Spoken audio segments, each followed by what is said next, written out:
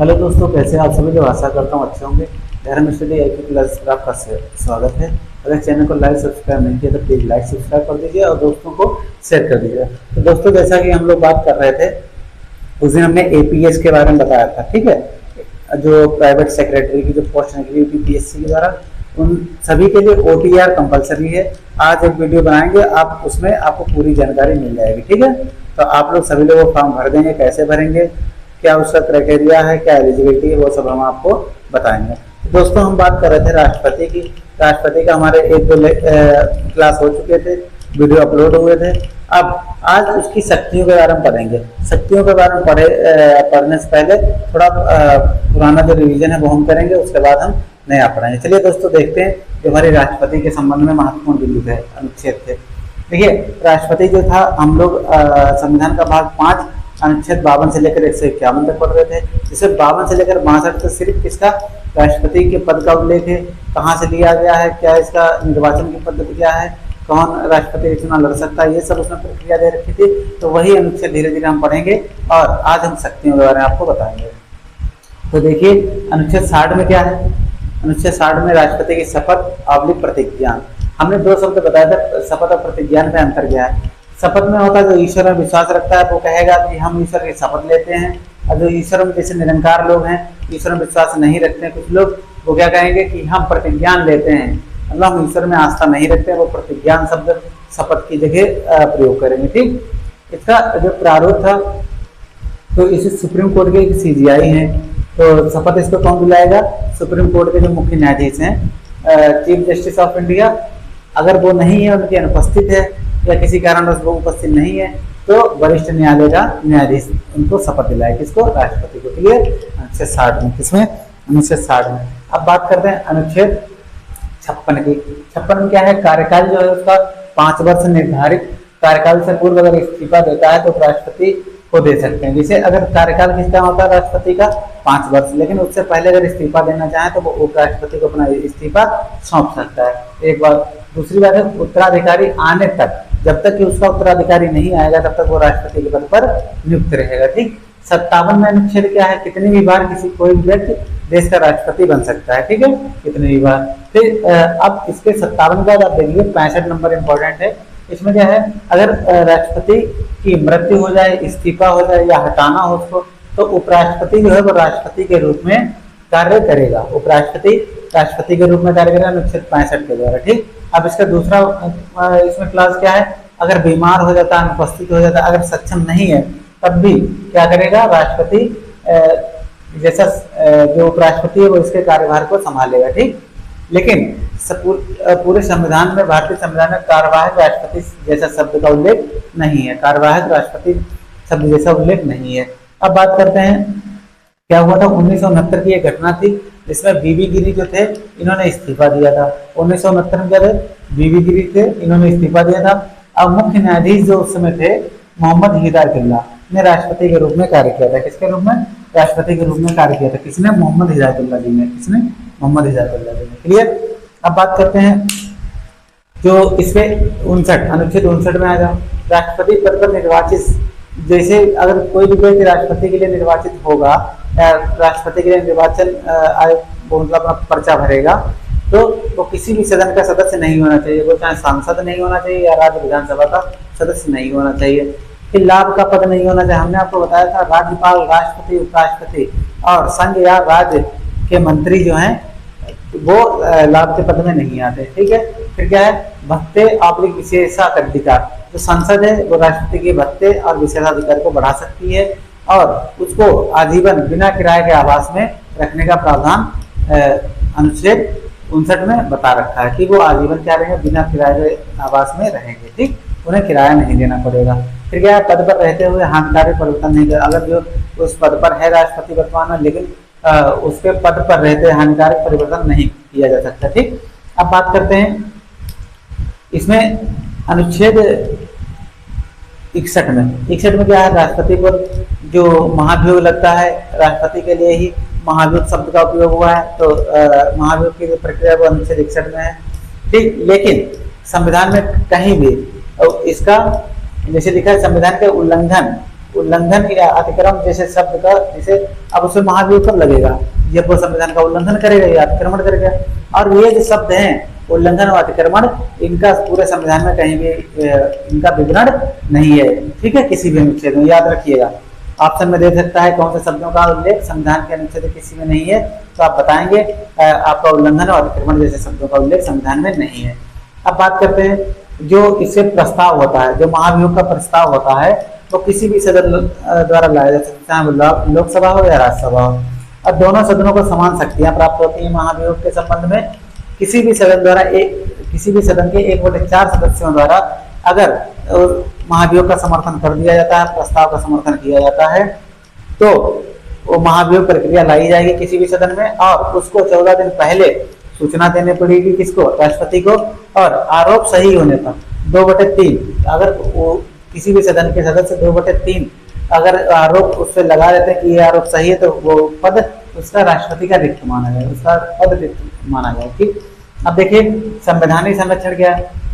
संवैधानिक संरक्षण क्या है, अनुच्छेद 361 में दे रखा है राष्ट्रपति का संवैधानिक संरक्षण। जैसे राष्ट्रपति, राज्यपाल या राजप्रमुख पद पर रहते हुए न्यायालय आदेश इनकी गिरफ्तारी का या कोई भी आदेश इनके खिलाफ जारी नहीं कर सकता। अनुच्छेद 361 में राष्ट्रपति, राज्यपाल और राजप्रमुख, जो राज्य का प्रमुख होता है, गिरफ्तारी नहीं हो सकती। फिर क्या है, दीवानी मामलों में 2 महीने पहले सूचना दी जाएगी और उन पर पूछताछ की जा सकती है। ठीक है, और देखिए अनुच्छेद इसमें और महाभियोग प्रक्रिया में जो मनोनीत सदस्य होता है, राष्ट्रपति राज्यसभा में 12 सदस्यों का मनोनीत करता है 12 सदस्यों को, वो भाग लेते हैं महाभियोग की प्रक्रिया में, वो भाग लेते हैं। ठीक है, अब बात करें अनुच्छेद 62 में निर्धारित कार्यकाल से पूर्व पद रिक्त होने पर 6 माह के अंदर क्या करेंगे, हमेशा चुनाव करवाया जाएगा, और अगर चुनाव होता है तो वहां से 5 वर्ष पूरे माने जाएंगे। ये नहीं कि अगर कोई राष्ट्रपति 2 साल किया है, 3 साल बचा है तो 3 साल पूरा करें, नहीं, जिस समय चुनाव होगा, जिस समय वो शपथ लेगा, उसका पूरा 5 साल कार्यकाल बताया जाएगा। ठीक है, तो आज ये रिवीजन हुआ। अब हम राष्ट्रपति की शक्तियों के बारे में बात करते हैं। ठीक है,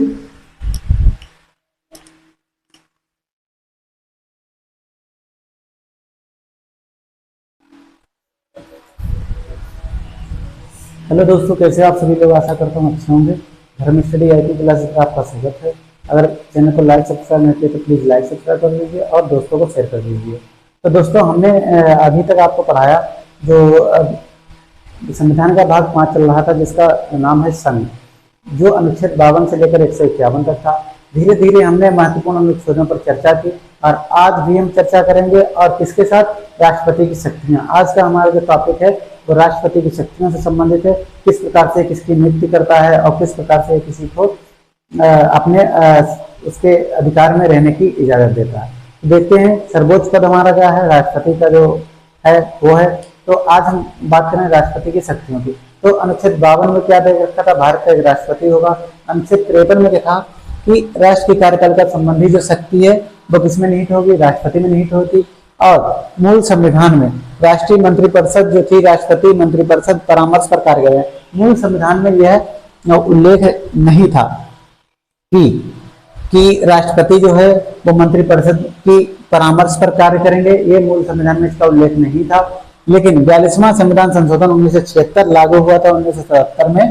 तो 42वें संविधान संशोधन के द्वारा इसमें अनिवार्य कर दिया गया किसको, कि राष्ट्रपति जो है मंत्रिपरिषद की बिना सलाह के कोई भी कार्य नहीं करेगा। वो 42वां संविधान संशोधन क्या किया गया, इसमें लागू कर दिया गया।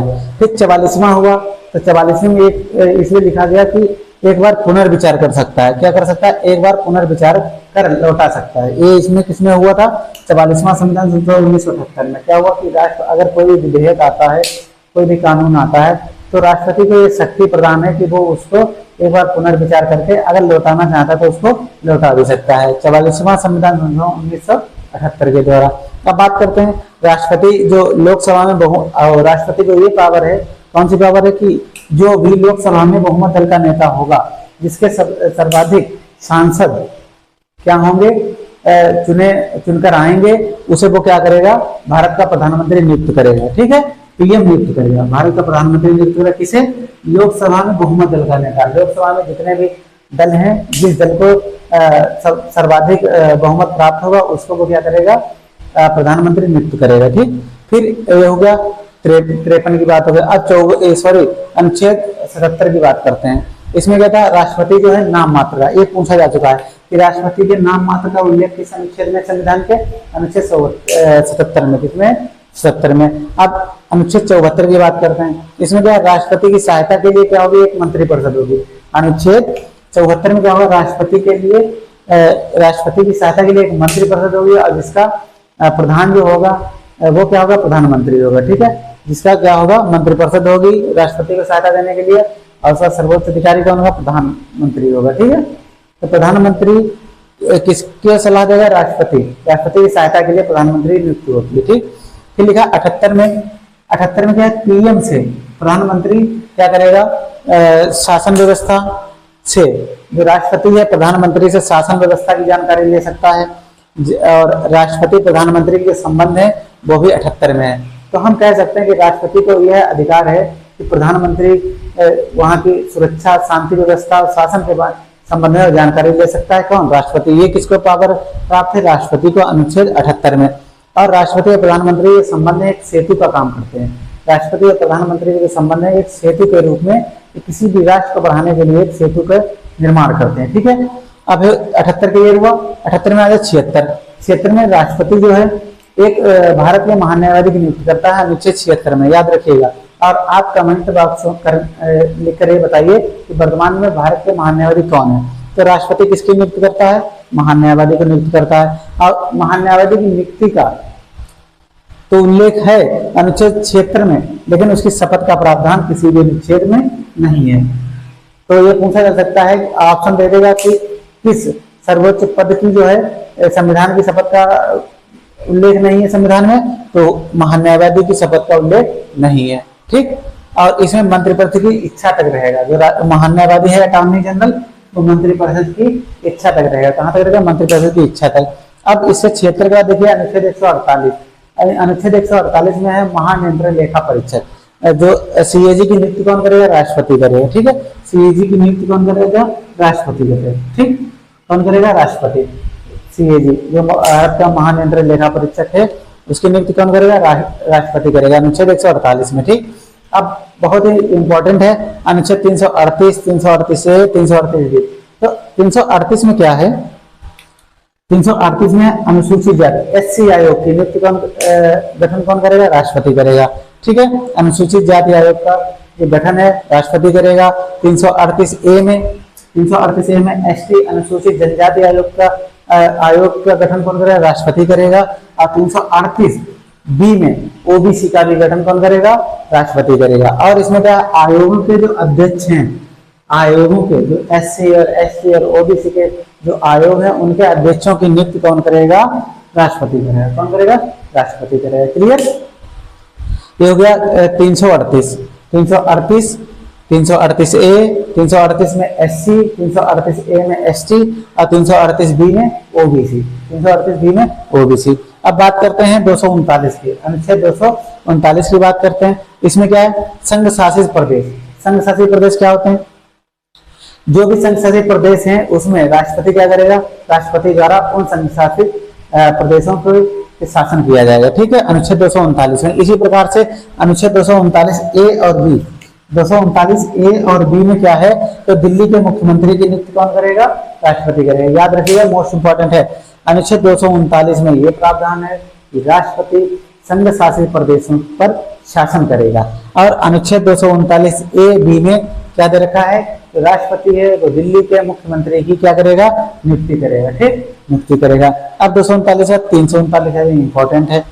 339 में राष्ट्रपति जो है अनुसूचित जो क्षेत्र होते हैं, जो भी अनुसूचित क्षेत्र हैं भारत में, उनमें प्रशासन करेगा, उनकी देखरेख करेगा और उनके कल्याण के लिए नई व्यवस्था बनाएगा, आयोग गठित करेगा। और ये हो गया। ठीक है, तो राष्ट्रपति 339 अनुच्छेद के माध्यम से भारत में व्यवस्थापित अनुसूचित क्षेत्रों के जो पिछड़े हुए हैं उन पर क्या करेगा, प्रशासन के रूप में कार्य करेगा और उनके कल्याण के लिए अध्ययन करेगा और कल्याण की व्यवस्था का उचित प्रबंध करेगा। ठीक, और उसके लिए आयोग का भी गठन करेगा। ठीक है, तो उसके लिए आयोग का भी क्या करेगा, राष्ट्रपति गठन करेगा।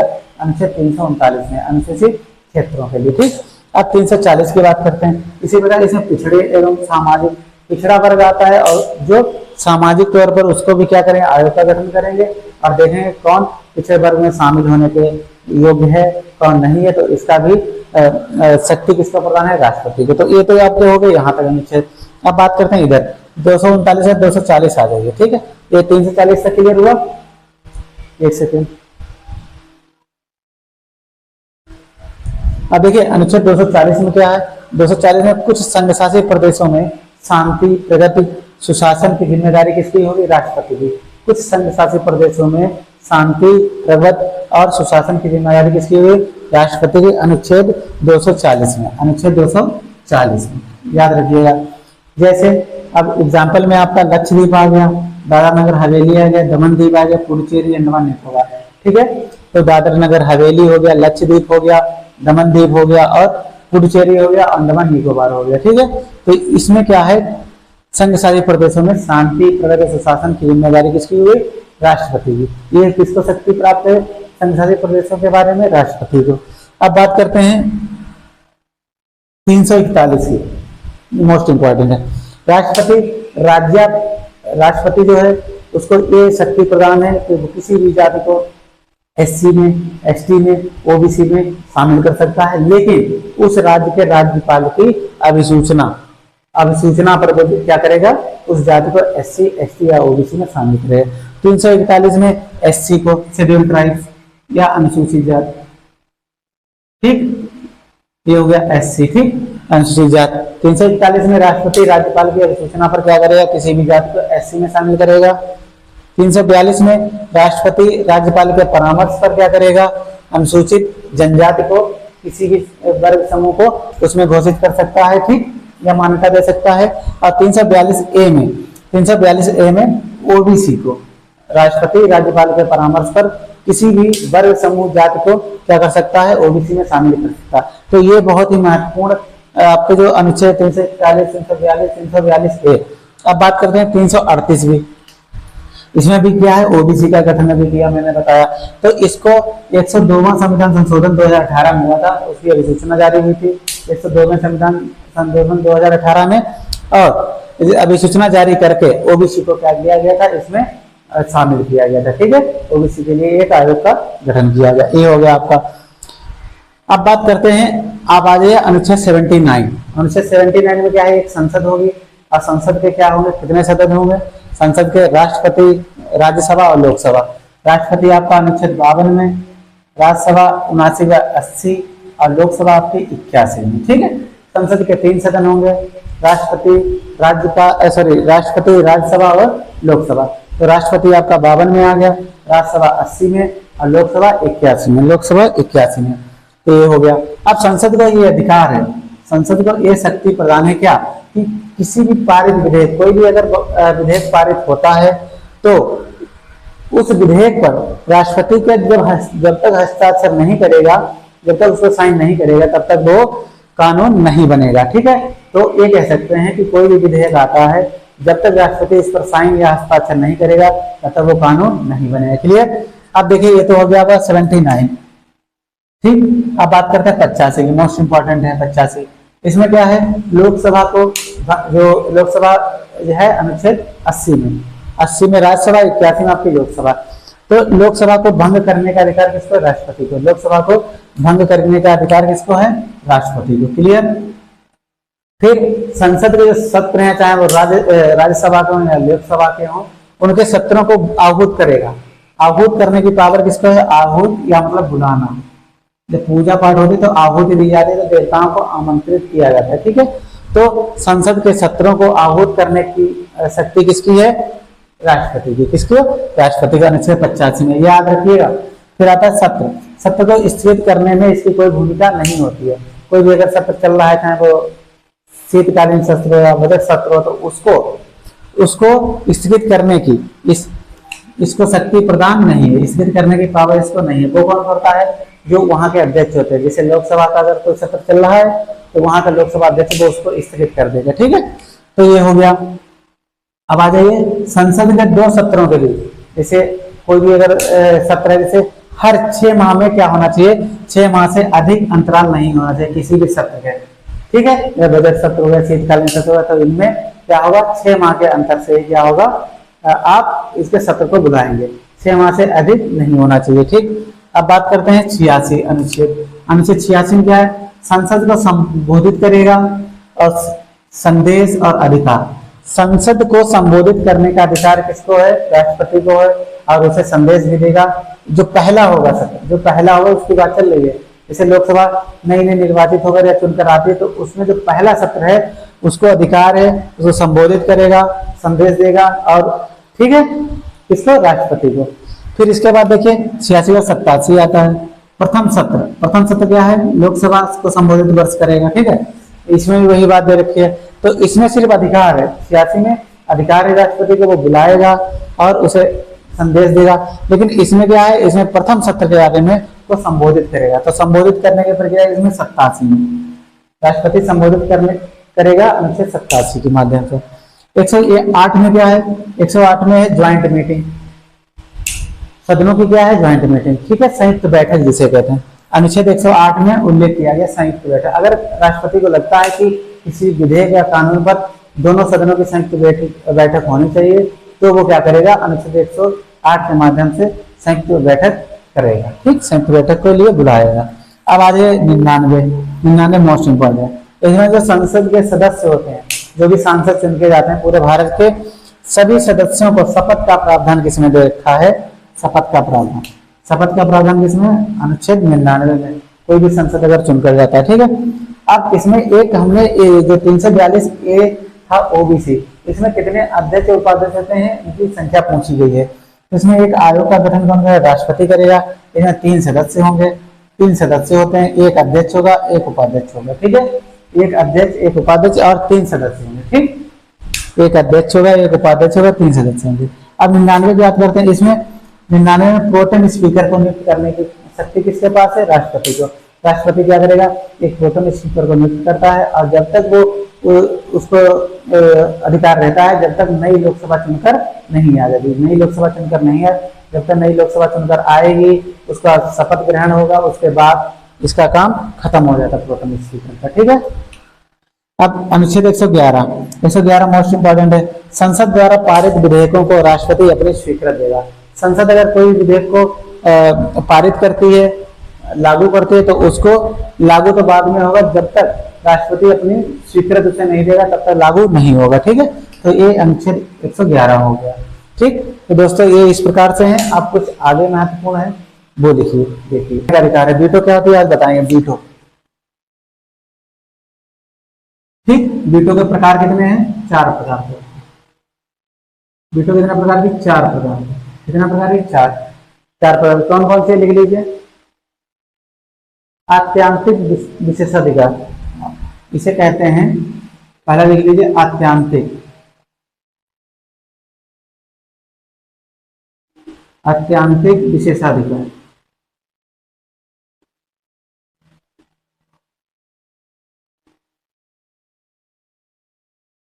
ये इसे एब्सोल्यूट वीटो कहते हैं। क्या कहते हैं, एब्सोल्यूट वीटो।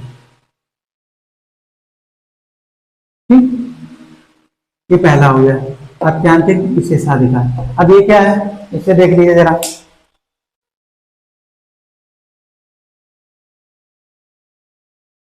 लिखा, व्यवस्थापिका द्वारा पारित किसी विधेयक पर राष्ट्रपति द्वारा स्वीकृति देने से इनकार किए जाने पर वह विधेयक समाप्त हो जाता है। व्यवस्थापिका द्वारा कोई भी अगर पारित करते हैं, व्यवस्थापिका द्वारा पारित विधेयक, व्यवस्थापिका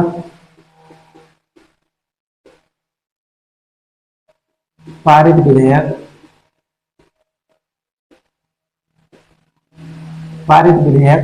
आत्यांतिक विशेषाधिकार क्या होता है, एब्सोल्यूट वीटो। व्यवस्थापिका द्वारा पारित विधेयक पर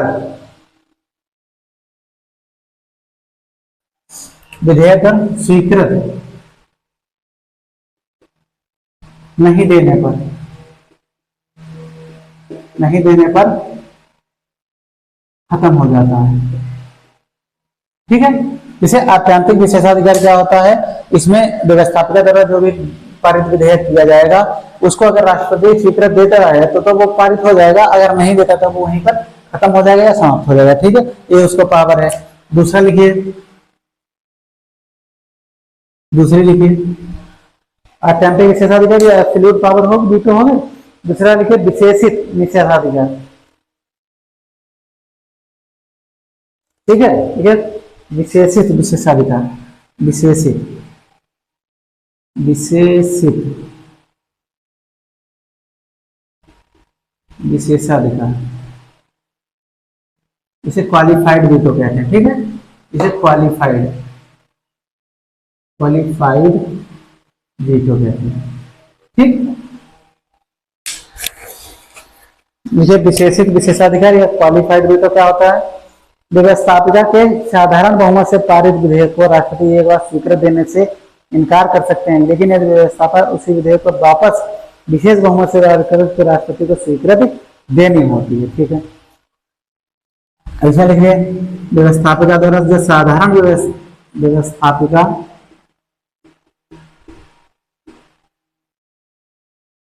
साधारण बहुमत से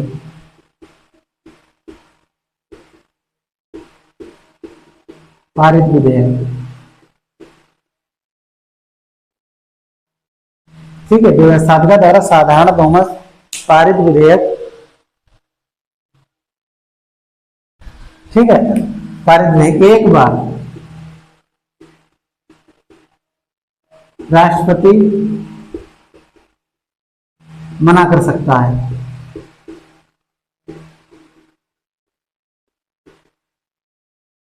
अगर पुनः वो लोग करते हैं दोबारा साधारण बहुमत से पुनः पारित करने पर राष्ट्रपति को स्वीकृत देनी पड़ती है, राष्ट्रपति को स्वीकृत देनी होती है, राष्ट्रपति को स्वीकृत देनी होती है। ठीक है,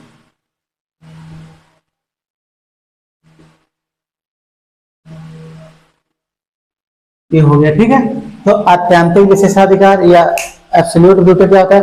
जो व्यवस्थापिका द्वारा कोई भी पारित विधेयक पारित किया जाता है तो उसको अगर राष्ट्रपति स्वीकृत नहीं देता है तो वो वहीं पर समाप्त हो जाता है। लेकिन विशेषित विशेषाधिकार ये क्वालिफाइड वीटो होता है।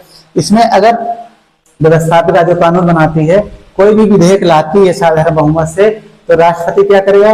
एक बार तो मना कर सकता है, लेकिन अगर दोबारा वही लाती है तो राष्ट्रपति को वो उस पर स्वीकृत देनी होती है। ठीक, दो हो गए। अब तीसरा लिखिए,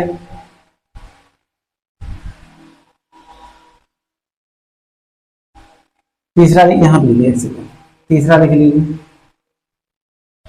तीसरी हेडिंग डालिए सस्पेंसिव वीटो,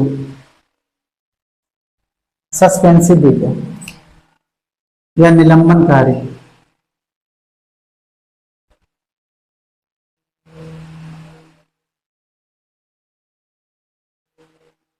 मेरा इंग्लिश में नाम याद रखिएगा। ठीक है, निलंबनकारी, इसे लिखिए सस्पेंसिव।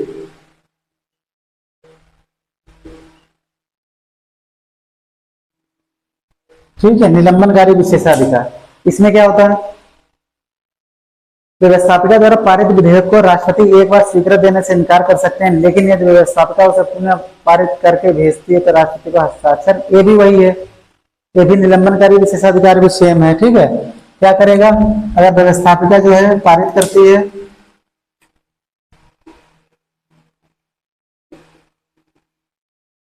व्यवस्थापिका पारित करती है, व्यवस्थापिका एक यहाँ साधारण बहुमत है, इसमें नहीं है साधारण बहुमत, व्यवस्थापिका द्वारा पारित विधेयक, विधेयक को राष्ट्रपति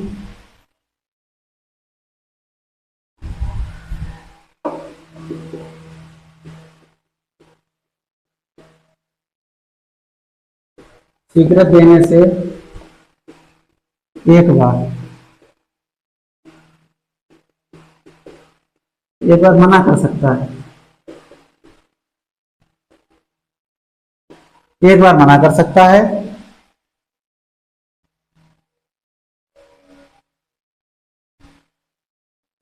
अब अगर पुनः बहु व्यवस्थापिका करके भेजती है पुनः, तो राष्ट्रपति को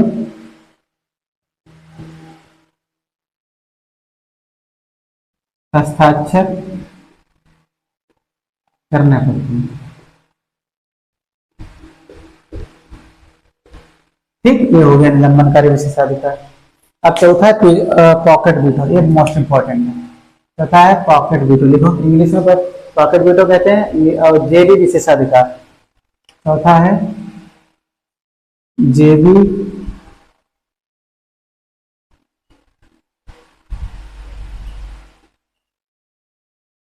जैसे कहते हैं पॉकेट वीटो।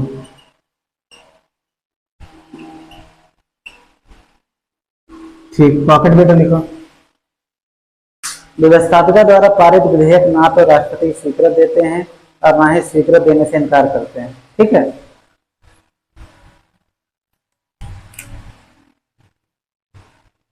व्यवस्थापिका द्वारा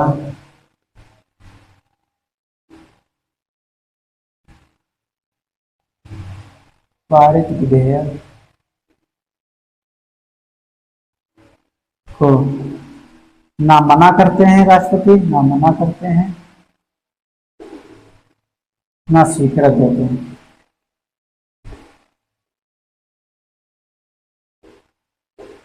ठीक है, व्यवस्थापिका द्वारा पारित विधेयक को ना मना करते हैं, ना स्वीकृत देते हैं,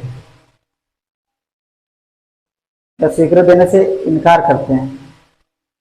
ठीक, तो जेबी विशेषाधिकार क्या है, व्यवस्थापिका कोई भी अगर विधेयक पारित करती है तो उसको ना वो मना करेंगे और ना स्वीकृत देते हैं। ठीक है, मना भी नहीं करते और स्वीकृत भी नहीं देते हैं। ठीक, तो इसे क्या कहते हैं पॉकेट वीटो, उसे अपने पास वो बना के रखता है। इसमें कुछ नोट है, लिख लीजिए, नोट लिखिए। भारतीय संविधान में वीटो जैसे शब्द का उल्लेख नहीं है। भारतीय संविधान में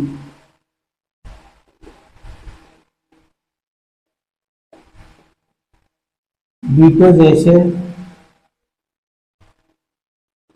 शब्द का उल्लेख नहीं है, उल्लेख नहीं है, इंपॉर्टेंट है। ठीक, भारतीय संविधान में वीटो जैसे शब्द का उल्लेख नहीं है। भारतीय जो राष्ट्रपति है, अगला नोट लिखिए, राष्ट्रपति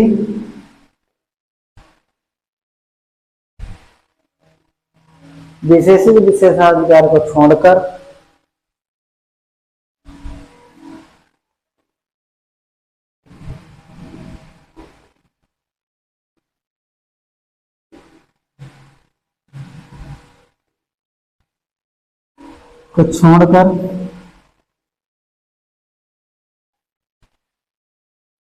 शेष तीनों वीटो का प्रयोग करता है।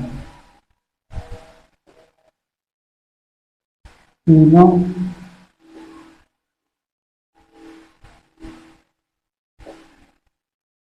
प्रयोग करता है। ठीक, राष्ट्रपति क्या करता है, विशेषित विशेषाधिकार को छोड़कर या क्वालिफाइड वीटो को छोड़कर तीनों वीटो का प्रयोग करता है। क्लियर,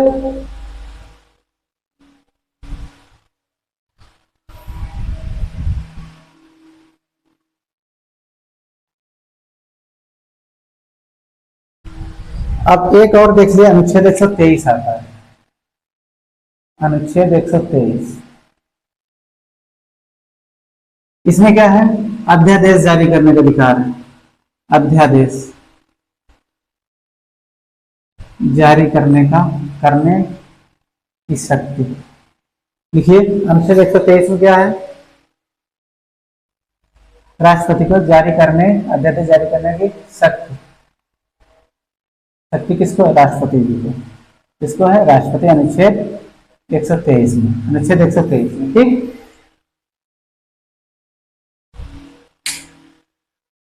अब किन स्थिति में होगा, संसद का अधिवेशन नहीं हो रहा हो, राष्ट्रपति यदि यह महसूस करते हैं कि ऐसी परिस्थितियों में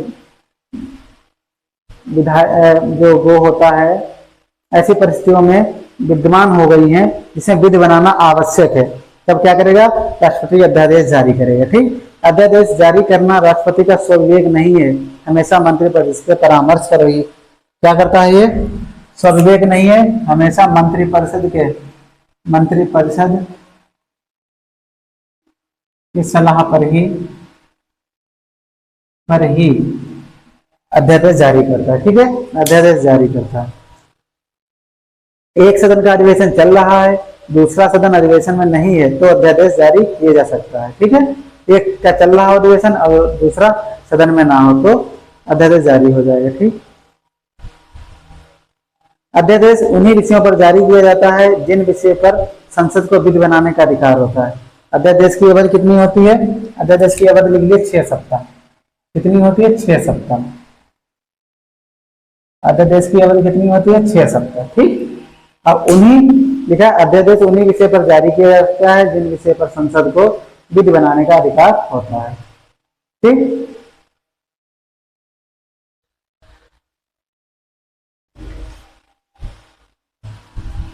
एक बार रिवीजन कर लेते हैं। देखो लिखा है राष्ट्रपति को शक्तियां, 4 प्रकार के उसे विशेषाधिकार प्राप्त हैं राष्ट्रपति को। कौन कौन से? वीटो, उसे उसका लिए शब्द आया है वीटो। वीटो कितने प्रकार के हैं? 4 प्रकार के। कितने प्रकार के? 4 प्रकार के। अब कौन कौन से वीटो हैं? 4 प्रकार के। पहला आपका अत्यांतिक विशेषाधिकार या एब्सोल्यूट वीटो। इसमें क्या होता है? व्यवस्थापिका विधेयक पारित करती है और उसको स्वीकृत नहीं देने पर क्या हो जाता है? अगर राष्ट्रपति अपनी स्वीकृत नहीं देता है तो वो अध्यादेश या विधेयक समाप्त हो जाता है या खत्म हो जाता है। नंबर 1। दूसरा है विशेष विशेषाधिकार, इसे क्वालिफाइड वीटो कहते हैं। इसे क्वालिफाइड वीटो कहते हैं। अब इसमें क्या है? अगर व्यवस्थापिका साधारण बहुमत से कोई विधेयक पारित करती है, ठीक है, और उसे एक बार राष्ट्रपति मना कर सकता है, एक बार मना कर सकता है अगर उसने साधारण बहुमत से कोई विधेयक पारित किया, लेकिन अगर दोबारा वही साधारण बहुमत से पारित किया जाता है विधेयक तो राष्ट्रपति को स्वीकृत देना अनिवार्य हो जाता है, जरूरी हो जाता है। ठीक है, स्वीकृत देनी होती है। तीसरा आपका है, दूसरा हो गया। तीसरा देखिए निलंबनकारी विशेषाधिकार, इसे सस्पेंसिव वीटो कहते हैं। इसमें साधारण बहुमत शब्द आता है, इसमें साधारण बहुमत शब्द नहीं आता है। व्यवस्थापिका किसी भी विधेयक को पारित करती है, राष्ट्रपति स्वीकृत देने में एक बार मना कर सकता है, पुनः अगर वो हो जाता है तो उसे स्वीकृत देनी होती है। ठीक, तो इसमें साधारण बहुमत शब्द आ गया और इसमें साधारण बहुमत नहीं होता है। ठीक, इसमें साधारण बहुमत नहीं होता है। ठीक, तो पहला अत्यांतिक विशेषाधिकार समझ में आया होगा, दूसरा विशेषाधिकार या इसे क्वालिफाइड वीटो कहते हैं, तीसरा निलंबनकारी विशेष या सस्पेंसिव वीटो कहते हैं, ये समझ में आया होगा। अब चौथा आपका जेबी विशेषाधिकार या पॉकेट वीटो। ठीक है, जेबी विशेषाधिकार या पॉकेट वीटो। इसमें क्या है? व्यवस्थापिका द्वारा पारित विधेयक को ना क्या है? ना मना करते हुए, व्यवस्थापिका द्वारा क्या है? विधेयक ना मना करते हुए भी ना स्वीकृत देते हैं। जिससे कोई भी विधेयक अगर पारित होता है, व्यवस्था पे पारित करते तो उसे वो स्वीकृत भी नहीं देंगे और मना भी नहीं करेंगे, तो ये जेबी वीटो होगी। इसे पॉकेट वीटो कहते हैं, इसे पास रखा रहता है। इसकी 1-2 घटनाएं वो आपको हम आगे वीडियो में बताएंगे। ठीक, भारतीय संविधान में वीटो जैसे शब्द का उल्लेख नहीं है किसी भी अनुच्छेद में। राष्ट्रपति क्या करता है? विशेषाधिकार को छोड़कर, मतलब इसे छोड़कर बाकी तीनों वीटो का क्या करता है? प्रयोग करता है। तीनों वीटो क्या करता है? प्रयोग करता है। तो दोस्तों आशा करता हूं कि आपको ये वीडियो पसंद आएगा और आपको समझ में आएगा। अब आपको मिलते हैं अगले वीडियो में, जब तक के लिए जय हिंद जय भारत।